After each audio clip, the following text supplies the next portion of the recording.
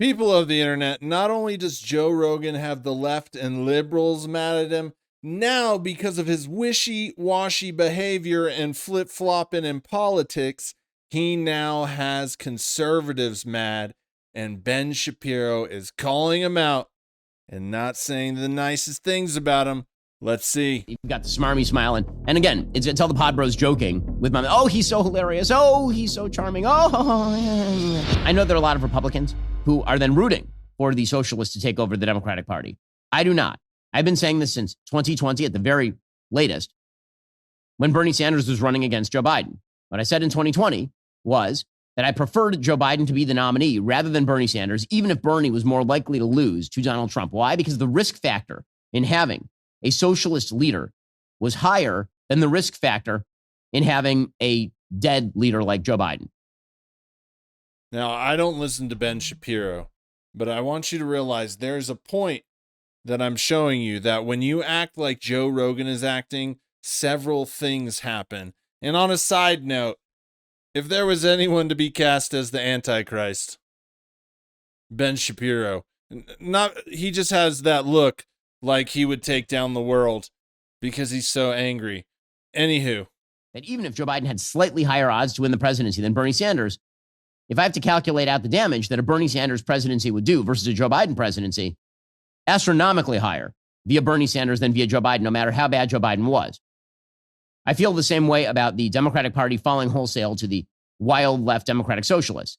If they do that, yes, there's a lower chance that they will win power anytime soon. However, to pretend that chance doesn't exist is to whistle past the graveyard. Let's say, for example, that the Democratic Party in 2028 right now has a 40% shot of winning the White House with some sort of pseudo-moderate, like a Gavin Newsom or a Wes Moore. And let's say they have a 30% shot of winning the White House with a clear, insane socialist like AOC at the top of the ticket. The damage that would be done by a Wes Moore or a Gavin Newsom, let's say that it's a 7 out of 10. And the damage done by an AOC would be like a 10 out of 10. And well, if I'm just doing the math there, I would rather take the low risk scenario, even if there's a greater risk that person might become president, than take the absolutely disaster apocalyptic scenario of having a Democratic Party controlled by the nut jobs with the still somewhat plausible shot of taking power. This is why the rise of the Zohar Mamdani left is truly, truly troubling. And the people who are fomenting this, I think, ought to be noted here. There's been this sort of bizarre move on the right to treat people who are fellow travelers of the Trump election in 2024 as though they are leaders, thought leaders in conservatism or for the country. And listen. Ben Shapiro does not like how these podcast Rogansphere bros are treating conservatism. And that is what I've told you before, that if you don't stand for anything and you flip-flop and you change all the time because you're getting paid and you're getting this and you're getting that to push an agenda or propaganda, if you do that, eventually both sides of wherever you're at, both sides will catch on, and then nobody will like you. Joe Rogan, and now the thing is, too, with Ben Shapiro, is Ben Shapiro has a large audience in the conservative party, right? And so now he's putting out the word, and he may not change everybody's mind, but he's now into his audience, he's putting these seeds of doubt into Joe Rogan. And some of them will flourish, and some people will continue on. But this is all translates for Joe Rogan losing more fans. And he's already lost half his audience in the past year. Are things bad for Rogan?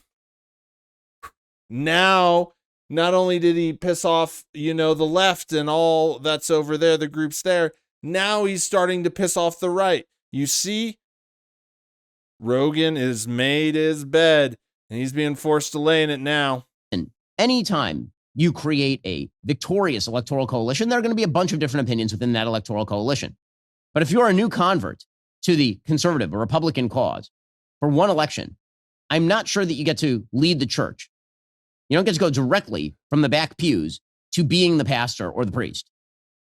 And one of the mistakes I think that we make in politics is treating people who are sort of the new converts, because we're excited to have them, as though they ought to be the actual thought leaders. And here I'm calling out some of these so-called manosphere boys, the kind of pod bro boys, who are new converts sometimes to conservatism, who show up late to the party, and they bring friends, and that's great. There are lots more friends at the party now, but who probably ought not be trusted with the future of conservatism or be considered actual thought leaders just because they are reacting to the excesses of the left.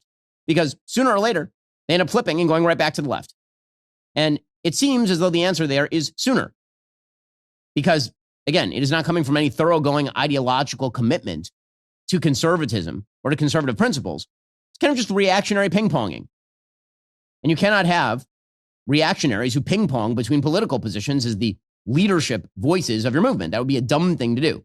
The reason I'm talking about this is because yesterday, Zohran Mamdani was featured on a podcast done by the comedian Andrew Schultz. Now, again, I think Schultz is a funny guy. I think that his specials are quite funny. He's a talented comedian. He and I have some rather large disagreements. But there are a bunch of people who have suddenly deemed Schultz to be sort of an important voice on the quote-unquote conservative side of the aisle. I don't even think Andrew would consider. You know it's bad when even Ben Shapiro knows you're not an important voice. You know, Ben Shapiro is coming after Andrew Schultz. And here's the truth of the matter. I don't agree with Ben Shapiro from what I've heard of him of much of anything. He quite frankly, he's annoying to listen to, and he just looks like a boring guy that okay, I'm trying to be better about that. I won't say that. Point is, Andrew Schultz is getting a know your place moment. And I agree that Andrew Schultz, I don't really agree in gatekeeping and hierarchy, stuff like that. But I agree with Ben Shapiro doing this because the thing is Andrew Schultz is suffering with views. His special that was released last week from Saudi Arabia only has like 200,000 views. You know, compared to his one that has millions. And I know time does things, right? But Andrew Schultz, I am thinking if he doesn't escape to movies and convince studio people that he is a man that should be put on the big screen continuously from this Street Fighter movie he's doing, I don't know where Andrew Schultz goes. He kind of pulled a Tom Segura, being super arrogant, but just kept going when Tom learned how to shut up, and he's making his exit and he's quitting comedy. Okay. So this is just bad. I feel like when you play both sides, eventually they figure it out, and now everything's imploding on them. And I'm very excited about that because I'm here for the drama reality content. And the thing about Andrew Schultz is he's going to go on a few more rants, and I'm excited to see what he has to say and how he's going to spin it. Consider himself to be on the conservative side of the aisle. In fact, I know he doesn't. And so I was not particularly surprised to find him glossing Zohran Mamdani on his show, like a lot. Here was Andrew Schultz basically propping up Zohran Mamdani, an overt socialist with jihadist leanings. When I say jihadist leanings, I mean here that he is sympathetic to jihadists. He is. Globalize the Intifada is a jihadist call. He refuses to say Hamas should disarm, which, if you care about Palestinians, you should want Hamas to disarm. That's a curious way of thinking. Oh.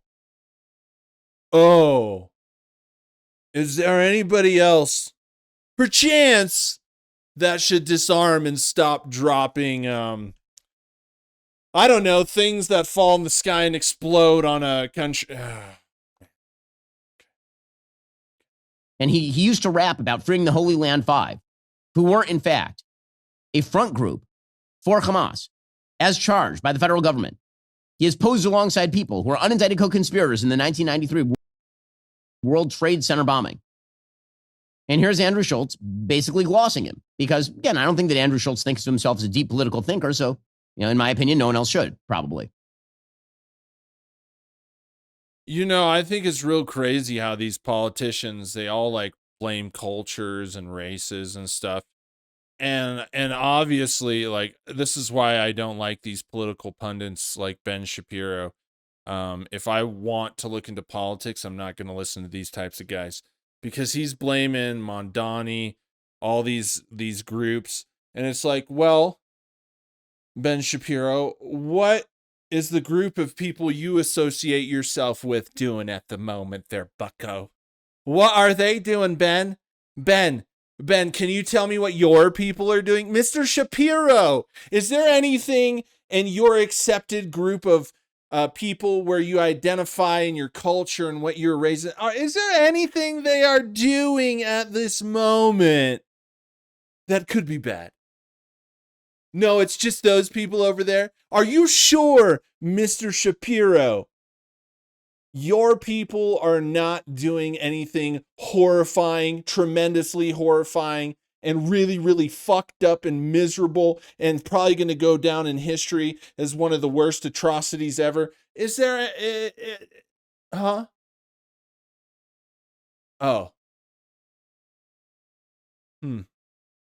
No, nothing, huh? How about that? How about that?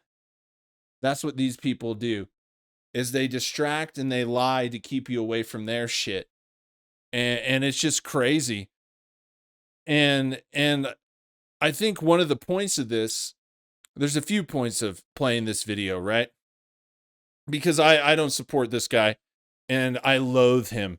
He just annoys me before he even opens his mouth because he's just so smug. And you can just tell what kind of guy he is. Just a con man, a con artist, a sell you down the river kind of guy. That's who Ben Shapiro is. Anyways, point of this video, 2 points. One, if you play both sides, you will be found out eventually.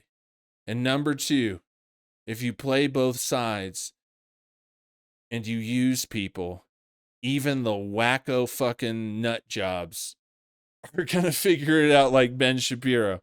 Man, I also think this Lord idea Almighty, that New Yorkers are going to flee because of a 2% increase. It's like, I've been everywhere else. You're not going anywhere.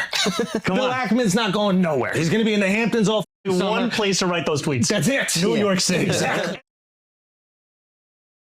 And you've got the smarmy smile. And again, it's all the pod bros joking with my, oh, he's so hilarious. Oh, he's so charming. Oh, yeah. There was more of Andrew Schultz really massaging Mamdani. I don't think anybody's moving, and I honestly feel that way. And like, I'm in the tax bracket. We're going to tax more. Like, dude, if you're going to deliver all this shit for 2%, give it. I'm 100% supportive. It makes life easier for New Yorkers. This is my one identity in my entire life is a New Yorker. It's the thing I care the most about. But what I will say is that I think that there are going to be people in government that are going to try to restrict you from doing that. And I know that you're aware of that.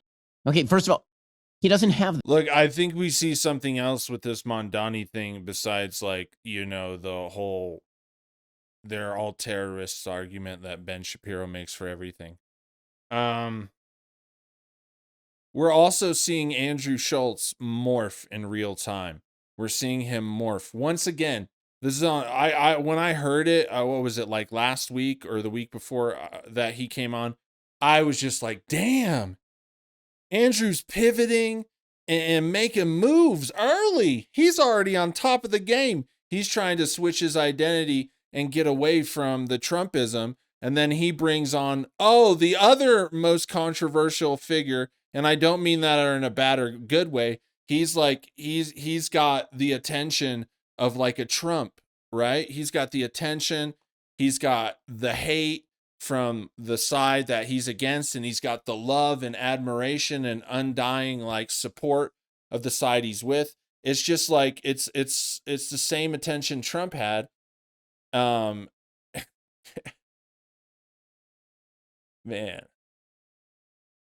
I try to think about this shit, and it just all seems so crazy. But anyways, it just all seems so crazy. I was just sitting there thinking, and it just like hit me. What is going on? You literally see Andrew Schultz bring on this controversial right-wing figure, conservative, whatever you want to say, that is polarizing, right? And he brings them on, and he supports them, and he promotes them. And then when things don't go the other way, he brings on another polarizing figure. And he's trying to win back his fan base because he knows he's losing it. I think I honestly think some of these commentary videos, they're for our enjoyment. Like when I make them, it's for our enjoyment. Let's talk about it. Let's shoot the shit, right? And honestly, I don't think they do much except in situations where you, I guess, let people down by supporting their sides, promoting, and then you flip-flop, you know, and you're just letting people down because people believed in you and then they're seeing the true colors. And I think when you let people down, those are the moments where your career really does suffer. Like, and I mean, you can let people down in some ways, but I mean, on these big issues or when you step out into politics like this, something that is very fragile, and you don't treat it with care, which I think seems to be very hard because like people will get you on anything these days. But when you make big mistakes like this and you don't stand up, you don't apologize, you don't do nothing, you just try to chameleon your ass to the other side. Fucking crazy. People aren't having that shit. Power to increase state taxes by 2%. And yes, by the way, people who are mobile will move. Historically, they do. I mean, because it's not the 2% increase that's going to do it. It's the belief that there is a trajectory of income tax increases that is only going to steepen. I know because I did it. I am a person who grew up not rich, and then I made a lot more money. And then the state of California kept trying to take more and more and more of my money. And that was a major factor in me taking my company and moving it to Tennessee and me personally moving to Florida, both zero state income tax states. The idea that you can incessantly just grab money from people and that at no point will they move, especially when they are the most mobile class in the country, is beyond. I mean, listen, if Schultz wants to pay more cash to the government, he's free to do that. There's a box you can check on your IRS forms that allows you to send more money to the federal government. I assume there's one on the state forms that allows you to send more money to the state government. If Andrew Schultz wants to start a charity where he gives more money so there can be free bus fare in New York, he's free to do that as well. But, you know, this idea that you can change policy with no ramifications for anyone else is sort of bizarre. And again, this goes back to the central point. Andrew's entitled to all of his opinions, obviously. He has a very popular show. He's a popular comedian. To pretend that he's some sort of great shakes politically, at least on the right side of the aisle, he himself would not, Andrew would not tell you that he is a thought leader on the right side of the aisle. I keep pointing this out because there are people who keep trying to treat him that way. And there are people who do the same thing with like Tim Dillon or Joe Rogan or a bunch of other people who themselves would tell you they are not on the right. Don't do that if you're on the right. It's silly. It is stupid. The reason that Andrew Schultz moved to the right is because he got tired of the censoriousness of the left. But anti-left does not make you conservative. And that is important when you're defining which voices get to shape and lead the coalition that is going to be running from the right side of the aisle. Again, here's Andrew Schultz continuing to gloss an open socialist who hates capitalism, Zoran Mamdani. I'm worried about entrenched politics. Yeah. And I'm worried about the people that fund them because they're the same people that have been fundraising against you. No. Okay. And I'm worried about them bending to their whim. And what scares me a little bit is there are going to be people that are incentivized for you to fail. Mm-hmm. And then if that pendulum swings all the way the other way, how many more people get hurt? And I guess my question is like, do you ever worry about that? Or do you have to be so blinders on? For a guy that takes himself so seriously, that was just an awkward way to ask that question. I just can't take Andrew Schultz seriously. I really think he's just too much into himself. And it's hard to trust people that are too into themselves. I know you got to have confidence and all this and that. Right? But at some point you have to realize that you don't have the answer for everything. And a lot of times the answer you do give is absolute shit and just leads to failure. Right? And Andrew it's interesting for our comedy reality TV. I think it's great because a guy like that is also he doesn't like being attacked because, you know, it's attacking his facade, and the more chinks in the facade, the more likely it's going to be exposed. But I think he's going down an interesting road. And I think he's going to fall right on his face. And if he doesn't, shit. I don't know. I would be surprised then. I think Andrew's setting himself up to fail. Wow. I mean, the tough questions there. Tough questions. Again, my point here is not that Andrew Schultz needs to be some sort of right winger. He isn't. So people should stop treating him like that because he isn't one. And the same thing goes anytime you're trying to define the sort of boundaries, what conservatism looks like. You might want to actually ask yourself, definitionally, is this person in the corner of the ideas that I share, or are they a fellow traveler against the thing that I don't like for the moment? And it can be either. It doesn't make it a bad thing. But it would be a foolhardy move to say that people who joined the Trump coalition in the waning moments of the 2024 election are somehow conservative voices and thought leaders who we must pay tremendous outsized attention to. I just don't think. Isn't that great? He's like, I'm more of a Trump supporter than you. Who takes this guy seriously? You know, that's just like, you didn't join until 2022, and I've been here since October of 2021. So, you know, take a little care and don't overstep. Don't overstep, okay? Dude, isn't all this shit just sick and stupid? Guy, I'm sitting here talking about Andrew Schultz, and I'm embarrassed of my country and the people in my country for supporting this guy. And that's not just him. I think all these political pundits are just so full of shit. He's so full of shit, he doesn't even know what he's saying. You know?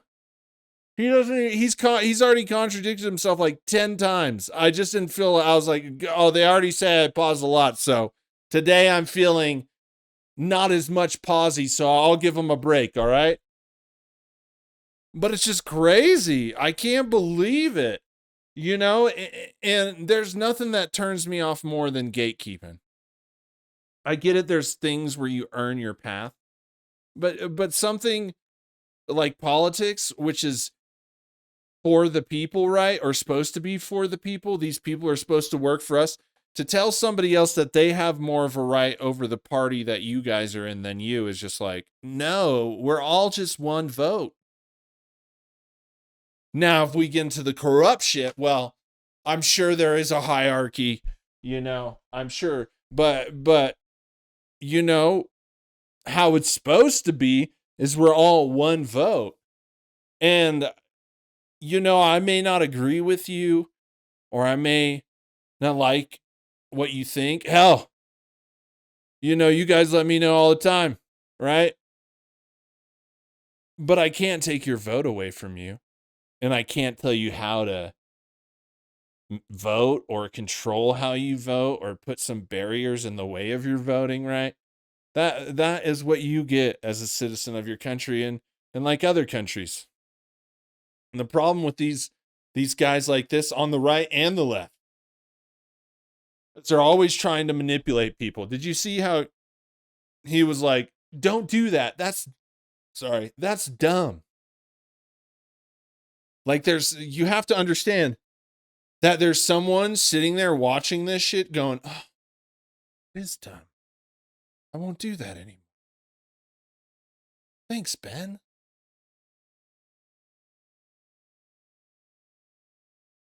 I just think I'm tired of con men. Like, honestly, I think it's times why I like looking at the Rogansphere is because it feels like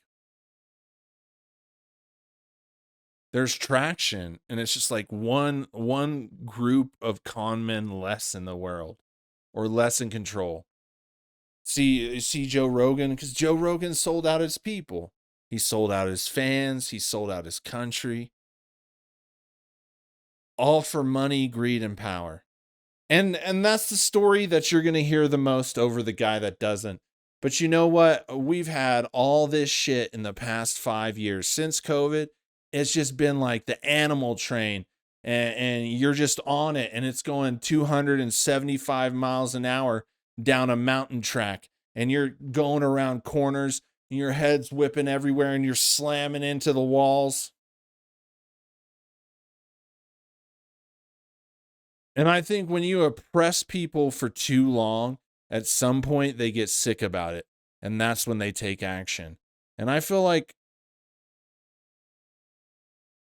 a response to the Rogansphere that they're getting right now is just people taking action and saying, we've had enough. We've had enough of your bullshit comedy that doesn't make us laugh. We've had enough of all of it. We're tired. Life's too short to be living in all this shit all the time. Life's too short to be constantly at work. Life's too short to pay fucking $8 for a loaf of fucking Wonder Bread. Get the fuck out of here. Y'all know it costs you like 39 cents to make that shit. And most of that was probably the bread slicing machine you had to buy. It ain't the ingredients, folks.